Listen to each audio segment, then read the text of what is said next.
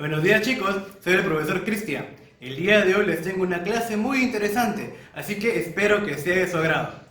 Sin dilatar más la cuestión, comencemos.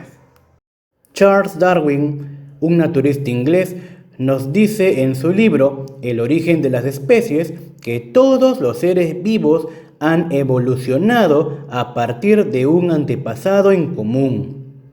Esta evolución se ha dado a partir de un proceso llamado selección natural, donde solo sobreviven los que logran adaptarse a los cambios de su entorno. El ser humano también tiene un antepasado en común, como muchos otros primates, y este ha ido evolucionando para poder adaptarse a los cambios que se dieron en el mundo. Hoy vamos a hablar de esta evolución. El día de hoy hablaremos de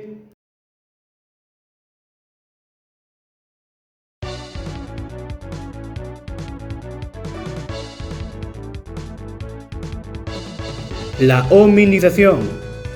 La hominización es el proceso de transformación de los homínidos.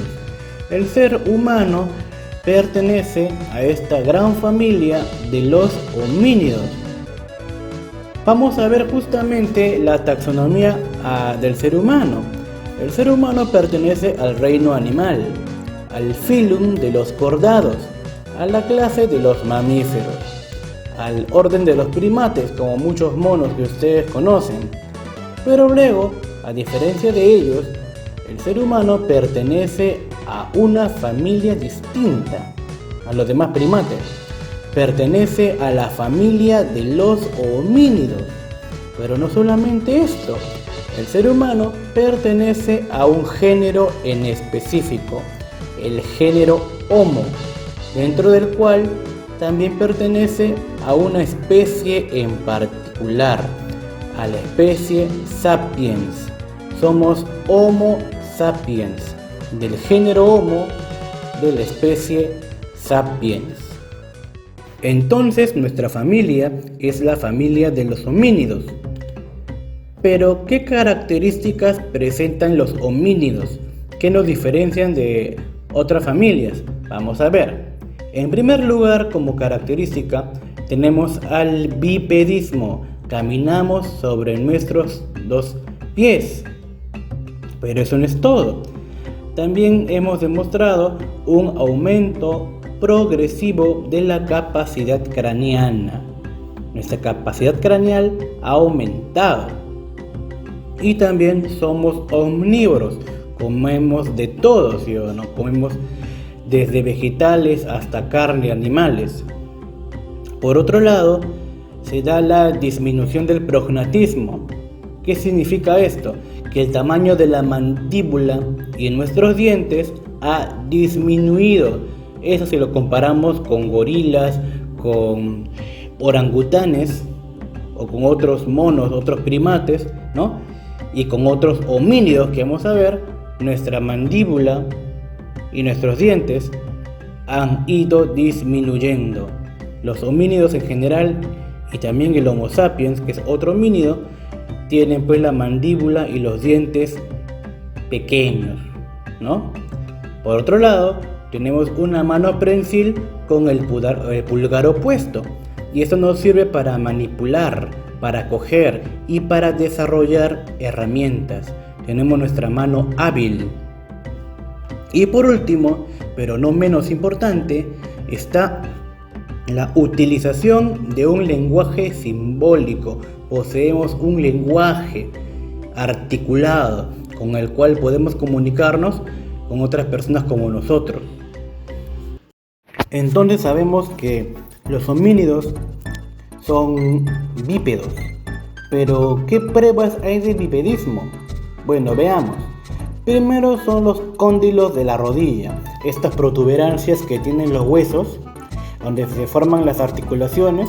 Los cóndilos de la rodilla son cóncavos, ¿ya? Tienen esa protuberancia medio hundida en el centro, ¿no? Y ese rasgo es común en los homínidos. En un simio, los cóndilos son diferentes, ¿ya? ¿Y eso por qué? Porque nosotros flexionamos las rodillas, caminamos. Es una prueba del bipedismo. Si no fuéramos bípedos, nuestros cóndilos no tuvieran esa forma. Por otro lado, el ensanchamiento del extremo inferior de la tibia. Claro, todo el peso de nuestro cuerpo lo va a soportar estos huesos, la tibia. Y por otro lado, la fragilidad del peroné, ya que soporta menos peso que la tibia. ¿Sí? Eso serían las pruebas del bipedismo. Ahora vamos a hablar de las principales especies de homínidos. Y bueno, dentro de la familia de los homínidos tenemos 3 géneros: el género Australopithecus, el género Paranthropus y el género Homo, nuestro género. Vamos a hablar primero de los Australopithecus, que aproximadamente van de 4 a 2 millones de años de antigüedad. En primer lugar, si lo comparamos con nosotros, el Australopithecus tiene una capacidad craneal reducida, pero sus mandíbulas son muy grandes. Es al revés que nosotros. Tenemos más capacidad, pero mandíbula más pequeña. En cambio, el Australopithecus tiene menor capacidad craneal, ¿no? Pero tiene unas mandíbulas mucho más grandes. Su posición empieza a ser más erguida. Por otra parte, se alimentaba de todo, aunque el Australopithecus no era cazador. Se podía alimentar de carroña, es decir, animales muertos, pero ellos no cazaban. Por otro lado, ellos medían aproximadamente de 1,20 m a 1,40 m, eran pequeños y presentaban dimorfismo sexual. ¿Qué significa esto? Que a simple vista se puede diferenciar al macho de la hembra. Es muy diferente, por ejemplo, con los perros o los gatos, que tenemos que visualizar su área genital para distinguirlos si hablamos de machos y hembras. En cambio, con el Australopithecus, el cuerpo del macho y el cuerpo de la hembra son diferenciados. Bien, ahora, ¿dónde encontramos a los Australopithecus? Pues en las zonas tropicales del este de África, al este de África, en la zona tropical. Especies principales tenemos el Australopithecus más antiguo, que es el Australopithecus anamensis. Tenemos el primer Australopithecus en encontrarse, Lucy, el esqueleto Lucy, el Australopithecus afarensis. También tenemos otro como por ejemplo el Africanus y el Australopithecus de Gimereda, que fue descubierto en el año 2015, fue la última especie en descubrirse.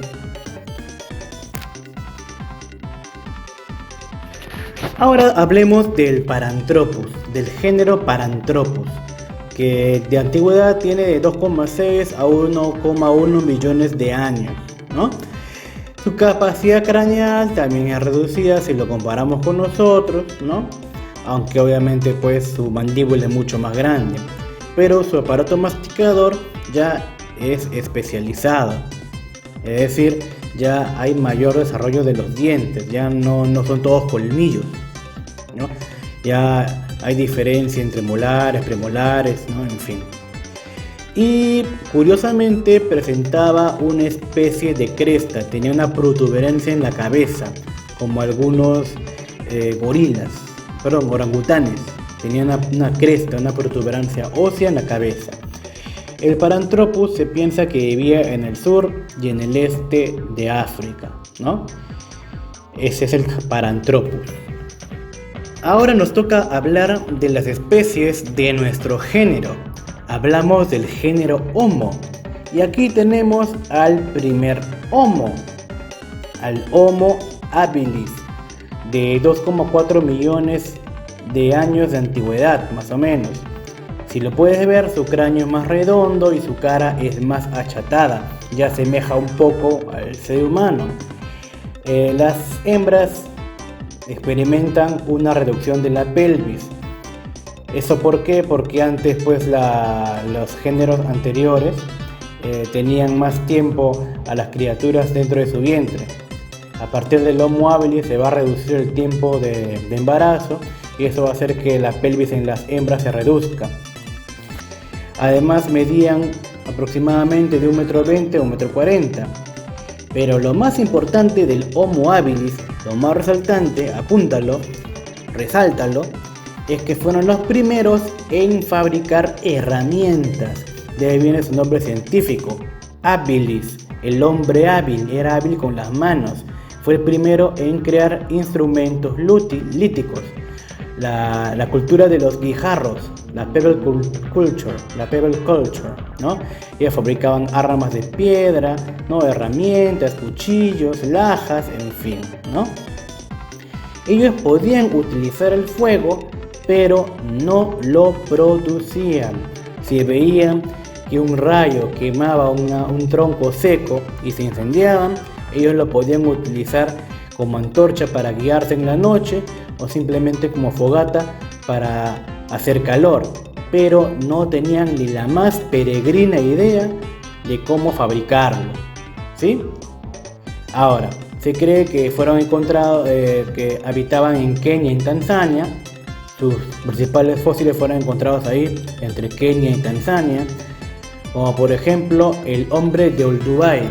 Este resto fósil se encontró en Tanzania.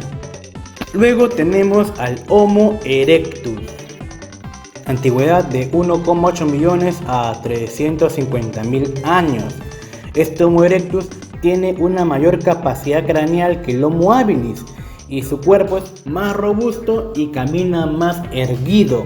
De ahí viene la palabra Homo erectus, más erguido, ¿sí? Su tamaño, su talla variaba entre 1,65 a 1,80 y ellos sí podían utilizar y fabricar el fuego. El Homo erectus fabricaba y dominaba el fuego.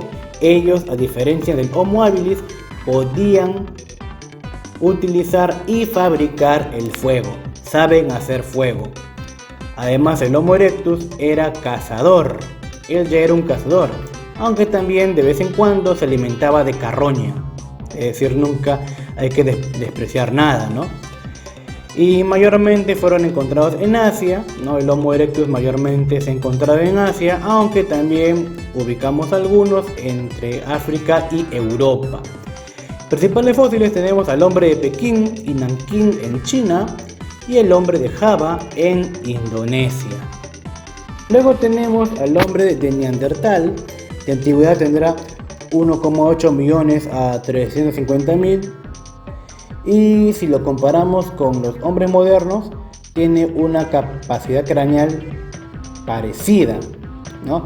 Inclusive hasta un poco más. Hablamos del espacio reservado para el cerebro, no es que sea más inteligente.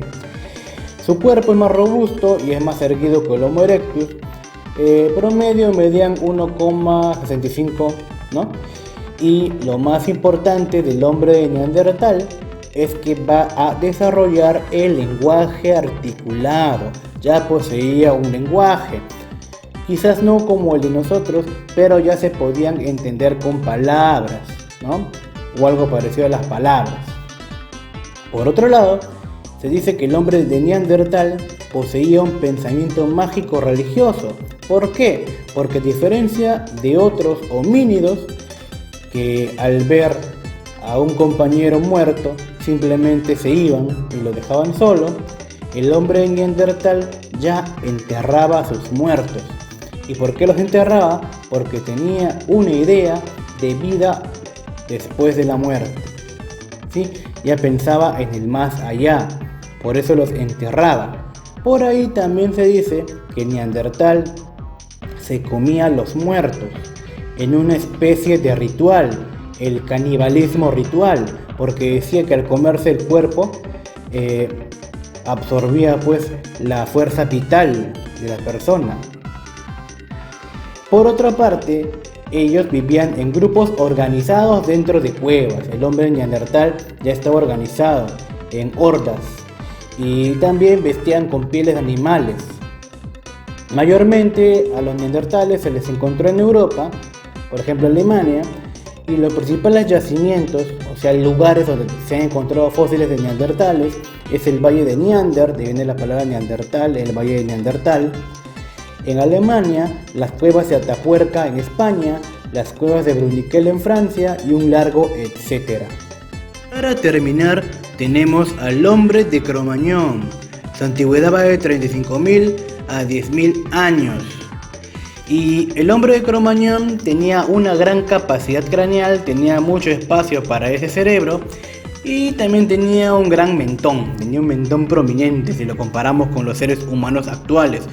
Su cuerpo, a diferencia del neandertal, era más robusto, más erguido, medía 1,65 promedio, aunque se han encontrado mayores ejemplares de mayor tamaño, y utilizaron la piedra, la madera y el marfil para hacer herramientas líticas. También fueron uno de los primeros en fabricar arcos y flechas, hacían canoas, hacían adornos, eran hábiles, hacían nuevos tipos de instrumentos y armas. Por otro lado, el Cro-Magnon es un artista. ¿Por qué? Porque el Cro-Magnon va a desarrollar el arte parietal. Es lo que tú conoces con el nombre de pintura rupestre, que pintaban en las cuevas de las cavernas escenas de caza. ¿Por qué? Quizás era una especie de ritual, quizás ahí hacían su plan, no sabemos. Pero el Cro-Magnon es el artista. Y también el arte mobiliar, que eran estatuillas, como la Venus de Millendorf, que era una estatuilla que se liga mucho, se relaciona mucho con el culto a la fertilidad. Mayormente los Cro-Magnones los encontramos en Europa, Asia y África. Y el yacimiento más conocido del hombre de Cro-Magnon queda en Francia, en la cueva de Cro-Magnon. Entonces recordemos, ¿cuántos géneros de homínidos hemos visto? Hemos visto 3: Australopithecus, Paranthropus y nuestro género, el género Homo. Por otra parte, el primer homínido es el Australopithecus. El Paranthropus tenía una cresta, una protuberancia en la cabeza. El Homo habilis fue el primero en hacer armas. El Homo erectus dominaba y creaba el fuego. El Neandertal poseía un lenguaje articulado, enterraba a sus muertos y a veces se los comía. Y el Cro-Magnon es el artista. Hace pinturas rupestres, arte parietal y también confecciona estatuillas, arte mobiliar.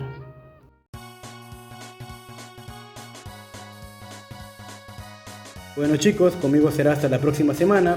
Cuídense mucho y nos vemos. Chao.